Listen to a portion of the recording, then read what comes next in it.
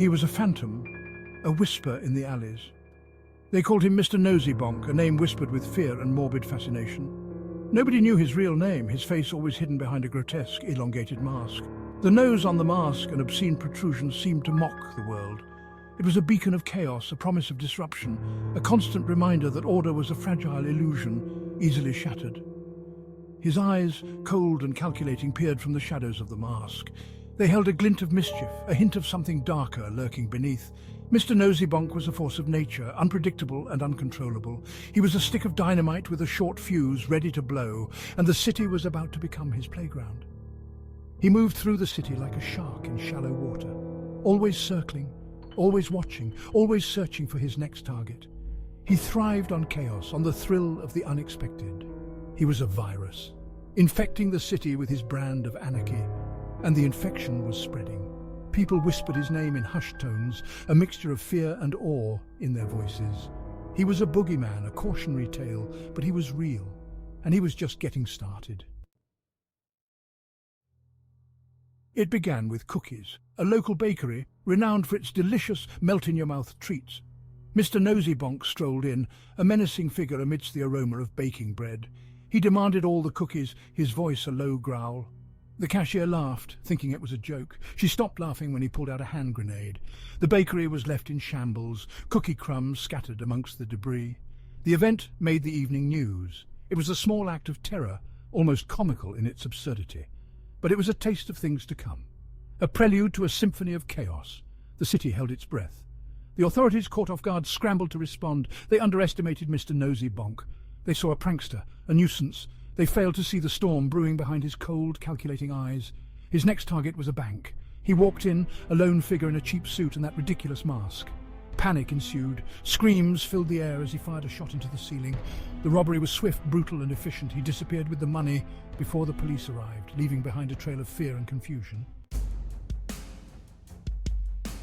The bank robbery made national headlines. Mr. Noseybonk became a household name. He was no longer a local curiosity. He was a symbol of defiance, a middle finger to the establishment. His face, or rather his mask, was plastered all over the news. He didn't shy away from the attention. He reveled in it. He used it to his advantage. His next act was even more audacious. He took over a radio station. He held the staff hostage, broadcasting his own twisted message to the city. His voice, distorted by the mask and the radio waves, crackled through the speakers. He spoke of chaos and change, of tearing down the old to make way for the new. His words were a jumbled mess of philosophy and threats, but they resonated. People listened. They were afraid, but they were also captivated. He held the radio station hostage for hours. The police surrounded the building, but they were powerless to stop him. He negotiated his release. His demands were simple: a helicopter, $1 million, and a live broadcast of his choosing. He got what he wanted. The helicopter arrived. The money was delivered. And at midnight, his pre-recorded message blared from every radio in the city. He spoke of freedom and anarchy, of breaking free from the shackles of society. His words were a call to arms, a rallying cry for the disaffected and the disenfranchised. As his message ended, he did the unthinkable. He hijacked a car, not just any car, the mayor's car. He sped through the city streets, a one-man parade of chaos. The police gave chase, their sirens wailing, but he was always one step ahead. The chase was a blur of flashing lights and screeching tires.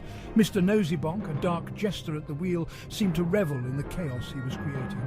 He weaved through traffic, his laughter echoing through the streets. He was a phantom, a nightmare come to life. The chase culminated in a spectacular crash. The mayor's car, reduced to a mangled wreck, lay on its side. But Mr. Noseybonk was gone. He had vanished into the night, leaving behind a city on the brink. The city was in turmoil. Mr. Noseybonk had become a legend. His exploits were the talk of the town. Some praised him as a folk hero, a symbol of rebellion against a system that had failed them. Others condemned him as a dangerous madman. He remained elusive.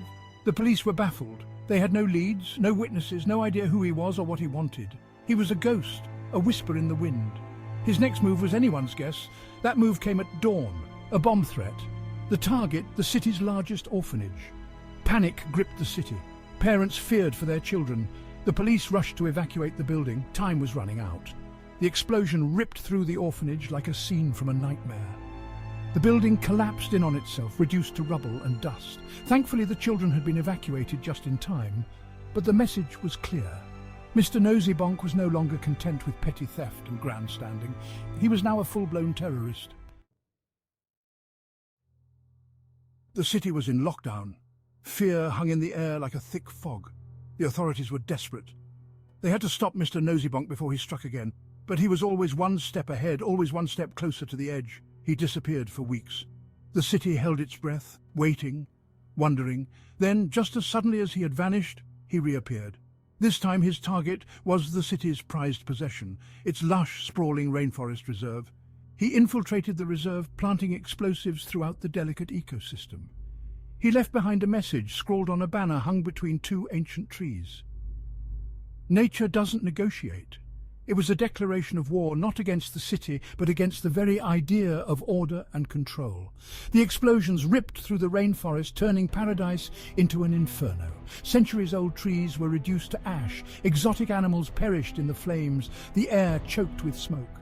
The city watched in horror as their beloved rainforest burned. Mr. Noseybonk had struck at the heart of their identity. The city was never the same. The scars of Mr. Noseybonk's rampage ran deep. The bakery remained closed, a constant reminder of the day the cookies stopped. The bank rebuilt, but the fear in the teller's eyes lingered. The rainforest, once a symbol of the city's commitment to nature, was now a charred wasteland. Mr. Noseybonk had vanished. Some said he had fled the country. Others whispered that he was still out there, lurking in the shadows, waiting for the right moment to strike again. The legend of Mr. Noseybonk took on a life of its own. He became a symbol of the city's darkest impulses, a cautionary tale about the fragility of order and the seductive power of chaos. He was a boogeyman, a ghost story whispered in the dead of night, but more than anything he was a question mark, a mystery that no one could solve. Who was Mr. Noseybonk? What did he want? And why did he do it? These questions haunted the city, a constant reminder that even in the midst of chaos there is always a story waiting to be told.